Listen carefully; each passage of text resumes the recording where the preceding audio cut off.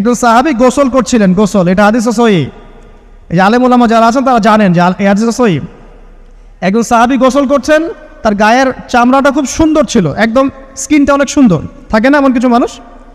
আচ্ছা, এখন আরেকজন সাহাবী এই গোসল দেখছেন দূর থেকে, দেখে বলছেন যে কি চমৎকার তার শরীরের রংটা, যেন কুমারী নারীর মতো, অনেকটা এমন একটা কথা তিনি বলেছিলেন।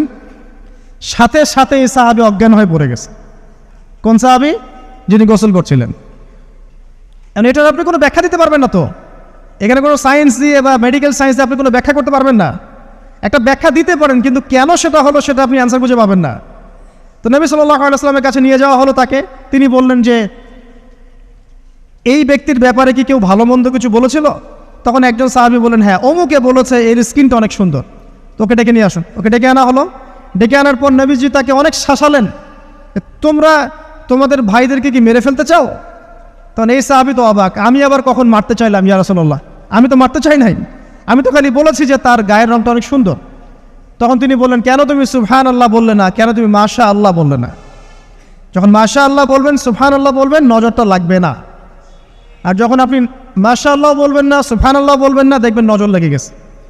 আপনি বিশ্বাস করেন ব্যবসা খুব ভালো চলছে, মানুষ বলল যে বাহ তোর তো ব্যবসা হেভি, লালে লাল শাহজালাল, ঠিক আছে, দেখবেন আপনার কেনা বেচা বন্ধ হয়ে গেছে। এরকম হবে, আমার কথাটা বিশ্বাস করেন। এটা কিন্তু সায়েন্স প্রমাণ করতে পারবেন না, আল্লাহ এবং তার রাসূল বলেছেন, তার উপরে কোনো সত্য নেই। আছে সূরা কাহফ 29 নম্বর আয়াত পড়ে দেখেন, আল্লাহ পাক বলছেন, ওয়াকুলিল হাক্কু মির রাব্বিকুম, সত্য সেটাই যা তোমার রবের পক্ষ থেকে আসে। ফামান শাআ ফালইউমিন, যার ইচ্ছা হয় বিশ্বাস করুক, ওয়ামান শাআ ফালইয়াকফুর, যার ইচ্ছা হয় সে অস্বীকার করুক। এই কারণে আমরা বলি ফেসবুকে এত বেশি ছবি দেওয়া, এই আই ওয়াশ করা, এই যে শোডাউন করা, হ্যাঁ, ইসলামের কিছু কাজ করলেন একদম মানুষকে না দেখাইতে পারলে ঘুম হচ্ছে না, এগুলো বন্ধ করেন, এগুলো বন্ধ করে দেন আল্লাহর ওয়াস্তে। অফলাইনে কাজ করেন, নিজেকে গোপন করার চেষ্টা করেন। যত বেশি মানুষের কাছে নিজেকে এক্সপোজ করবেন, কাজের বরকত কমে যাবে, কাজের বরকত কমে যাবে, চোখ লাগবে, নজর লাগবে। এবং চোখ লাগা বদ নজরে বহু আলেম আস্তে আস্তে মাঠ থেকে মাইনাস হয়ে গেছে না? যায় নাই? এখন কি আলেমদের সংখ্যা বেশি না কম? যত দিন যাবে আলেমের সংখ্যা আরও কমে যাবে। নবীজি বলেছেন আলেমদের সংখ্যা কমতে থাকবে, মানুষ জাহেলদেরকে আলেম বানিয়ে নেবে। তো প্রিয় ভাইরা, জাদুবিদ্যা সত্য, চোখের বদনজর সত্য, রাতের এই অনিষ্টগুলো সত্য, রাতের বেলা অনেক ক্ষতি আছে। এই জন্য নবীজি বলছেন বাচ্চাদেরকে বাইরে বের করো না, এবং তোমরাও রাত যখন গভীর হবে তখন এদিক ওদিক ঘোরাফেরা করো না। দেখবেন রাত যত গভীর হয় আমাদের শহরগুলো তত জীবিত হয়, তাই না? তাই না? রাত যত গভীর হচ্ছে শহর তত জীবিত হয়। চায়ের দোকানে আড্ডা বেশি, ওই সিনেমা দেখছে, টিভি দেখছে, ক্যারাম খেলছে, লুডো খেলছে, ঘুম নাই। ঘুম কখন? ফজরের আগে আগে। ফজরের নামাজ কিন্তু নাই, ফজরের ঠিক আগে আগে, আবার ওই যে জোহরের নামাজের সঙ্গে উঠতেছে। এখন আমাকে বলেন, এরকম জেনারেশনকে দিয়ে কি আসলে ইসলামের কোনো খেদমত হবে? আচ্ছা, নবীজি রাতের বেলা আর্লি ঘুমাতেন। আল্লাহ পাক আমাদের সবাইকে তাড়াতাড়ি ঘুমানোর তৌফিক দান করুন।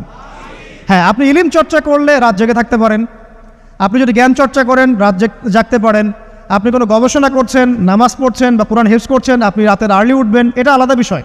কিন্তু কমনভাবে আমাদের এই যে ফেসবুক, ইউটিউবিং ইত্যাদিতে আমরা লিপ্ত থাকি, সারা রাতটা কাটাই আড্ডাবাজি করে, এগুলো বন্ধ করতে হবে। এগুলো বন্ধ না করলে ফিজিক্যালি আমরা সুস্বাস্থ্যের অধিকারী হতে পারবো না। সারা দিনটা আমাদের একটা কি বলবো অলসতার ভাবে যাবে, এবং দিনের বেলা কাজগুলো ব্যাহত হবে। এতে করে আমাদের উম্মার এই পুরো বড় যে তরুণ প্রজন্ম আছে, এদেরকে আপনি সম্পদে পরিণত করতে পারবেন না। তাই এই সিস্টেমটা চেঞ্জ করা দরকার। নবীজি রাতের বেলা এই সূরা বাকারার শেষে 3টা আয়াত তেলাওয়াত করতেন, আমরা করবো ইনশাআল্লাহ। ইনশাআল্লাহ। আরেকটা আমল বলে দেই, নবী করিম সাল্লাল্লাহু আলাইহি ওয়াসাল্লাম রাতের বেলা সূরা মুলক তেলাওয়াত করতেন। কোন সূরা? এটা কোন সূরা? তাবারাকাল্লাযী বিয়াদিহিল মুলক। কয়টা আয়াত আছে? 30টা আয়াত আছে। নবীজি বলেছেন সাল্লাল্লাহু আলাইহি ওয়াসাল্লাম যে এই সূরা আপনাকে কবরের আযাব থেকে বাঁচাবে ইনশাআল্লাহ। কবরের আযাব থেকে তো ভাই বাঁচা খুব সহজ নাকি? আমাদের মধ্যে এমন কেউ নাই, শোনেন, আমাদের মধ্যে এমন কেউ নাই, আলেম জালেম, মুফতি মুহাদ্দিস, রাজনৈতিক নেতা, পলিটিশিয়ান, বিরোধী দল, জাতি, তারপরে যে সরকার দল, যে আছে না কেন, কবরের শাস্তি ফেস করবেন এমন একটা মানুষ নাই, কেউ নাই পৃথিবীতে।